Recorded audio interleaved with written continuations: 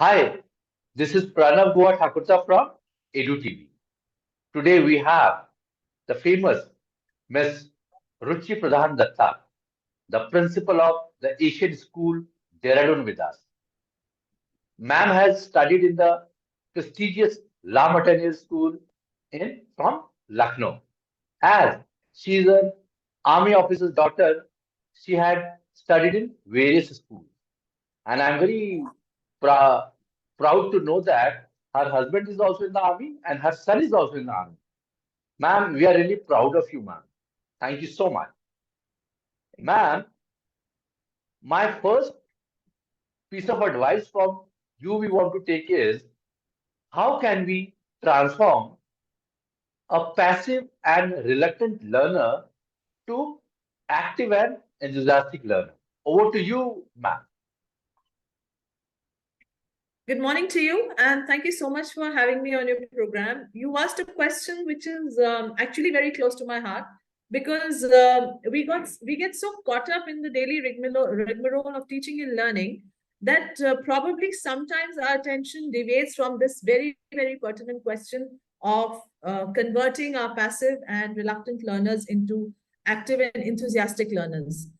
So to begin with, I think first we all need to understand what is passive learning and what is active learning, or who is a passive learner and who is an active learner. So in a nutshell, a passive learner would be one where the entire teaching learning is through the teacher. The teacher is the whole soul in charge and the child is only absorbing. Now that becomes a very arbitrary quality because we don't know how much the child is absorbing.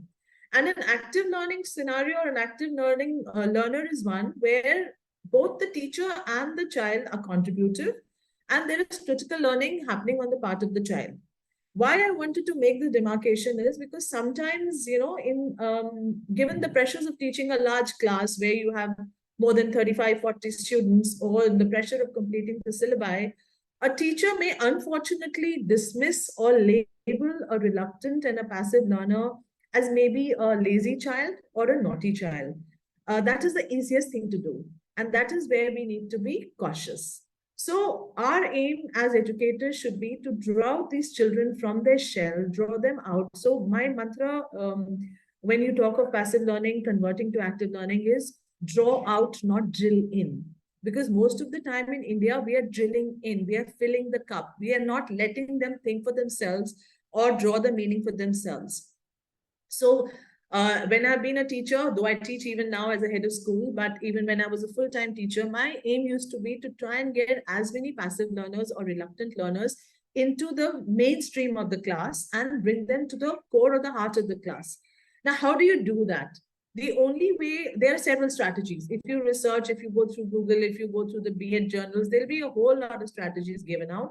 But in my thinking and understanding, I believe strategies should be simple, because if they're simple, they're doable, and if they're doable, only will then they be successful. Because you can have very heavy and complicated and technical strategies which may be suited to a school in America or Europe where you have 15 children or 18 children in a class, but how applicable or how relevant it is for our scenario, that is where we need to make a choice. So the first and the most simple strategy is to have class discussions. It shouldn't be just one way didactic that the teacher is speaking and the child is noting down or the child is listening. Try and have as many, you can't have all classes as class discussion, but as many as class discussions. And why do I advocate class discussions is because in that case, without making it conspicuous, because if we pinpoint the children who are quiet and who are reticent and who are introvert or who are reluctant, they will further go into their shell.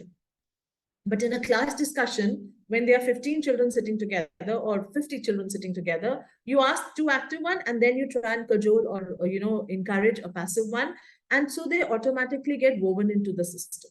So class discussion, I feel, is a very important, simple yet very important strategy. It's not rocket science, but something that teachers find difficult to manage and therefore avoid. So we have to, that is one very important strategy. Second, I feel, is group learning. Group learning is you divide classes into groups, and each group, the teacher has to be very judicious and very smart while formulating the group, so that each group, if there are 7 children in a group, you can have 3 to 4 who are active learners and 2 to 3 who are passive learners. and ensure that the passive learners are also part of the research, part of the presentation, so that they don't take a further backseat.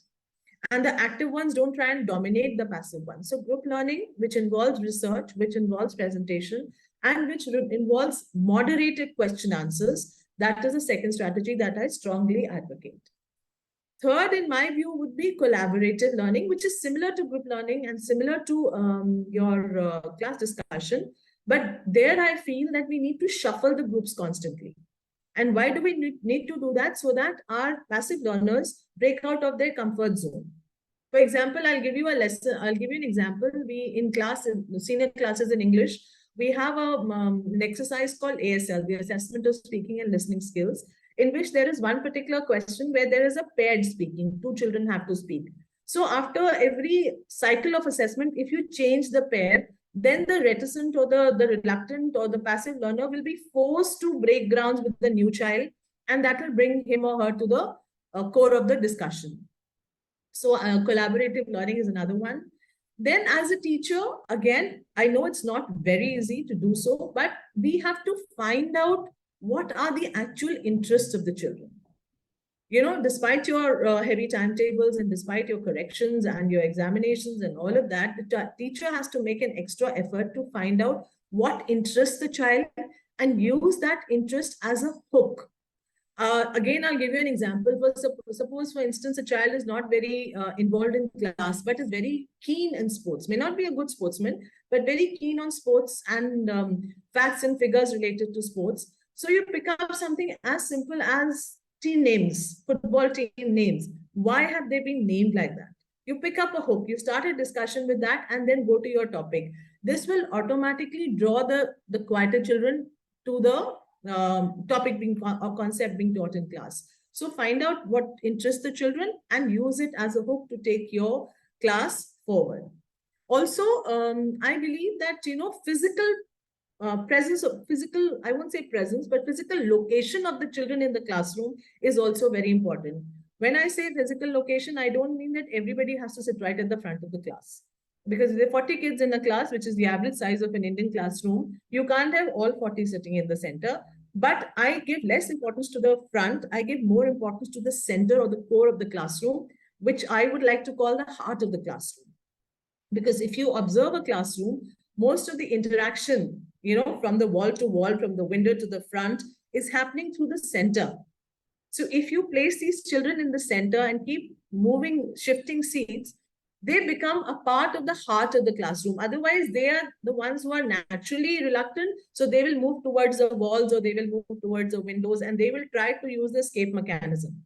So draw these children. Again, I'm saying this is not rocket science, but we, in the routines of our daily work, we overlook these small points, and these are what make a lot of difference. So bring the children to the heart of the classroom, make them part of the proceedings of the class, get them involved in whatever you are doing. Then to give them a sense of importance, give them a sense of, mattering in the class, take their help.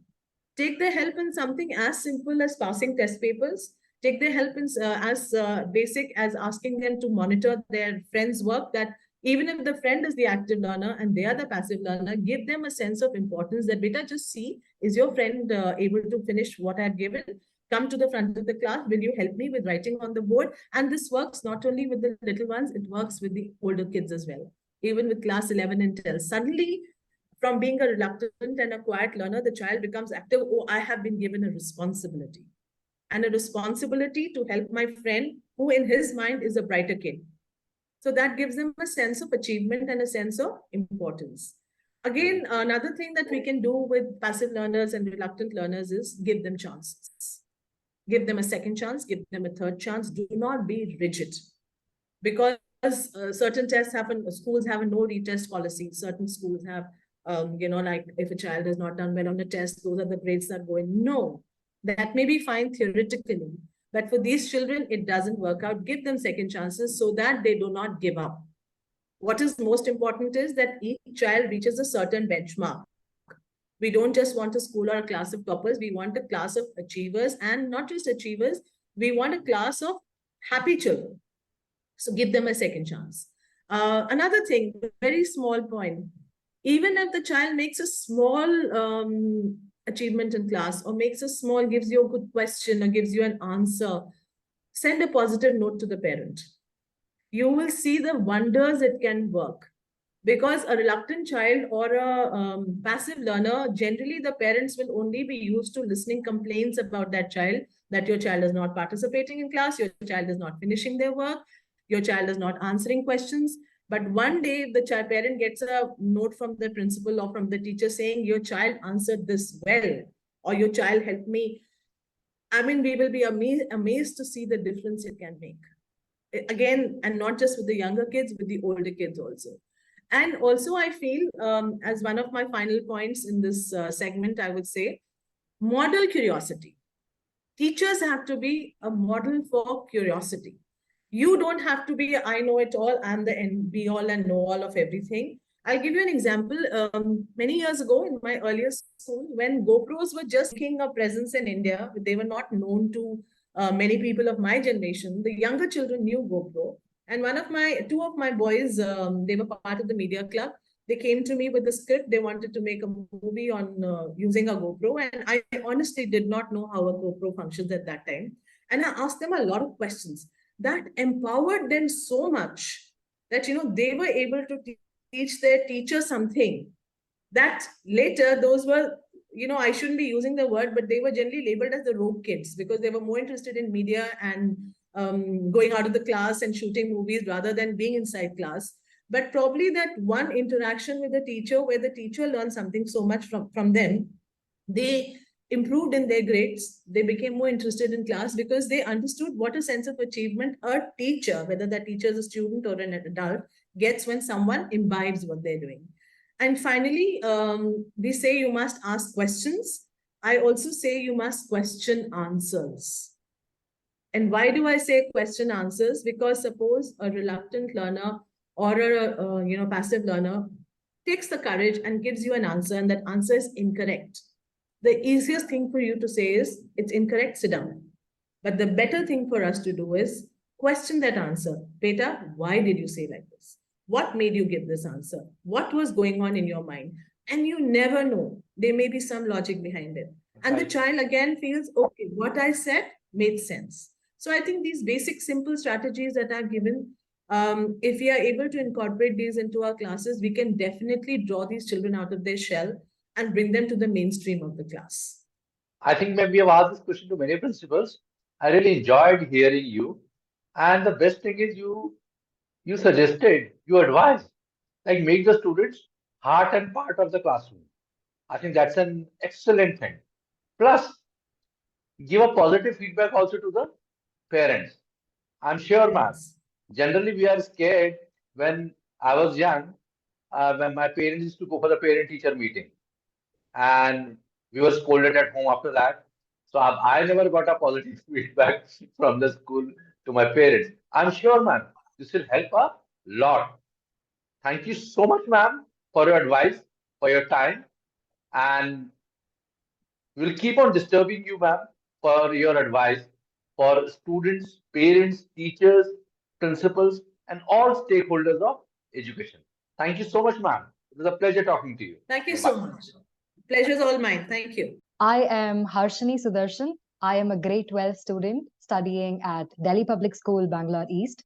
For those of you who are watching, at EDU TV, we are having a program where we conduct talks and interviews between students and university outreach heads in order to find out more about the colleges that we want to join in and what these colleges and universities are offering to us. So all of this between a university outreach head and a student in order to get answers to questions that every student like me has. So we're inviting all university outreach heads and students to tune into this. EDU TV is also having a taster program, and some of you may know what it is. It is just to get a taste of college life. So students are taken on a visit to the university or the college premises to get a taste of what is actually college life in those 3 or 4 crucial college years of your life. So you get to know about placements, job opportunities, careers of the future, what that college or the university has to offer to you, how campus life is in general. So that's what EDU TV has to offer to us. So with that being said, thank you so much for joining with us.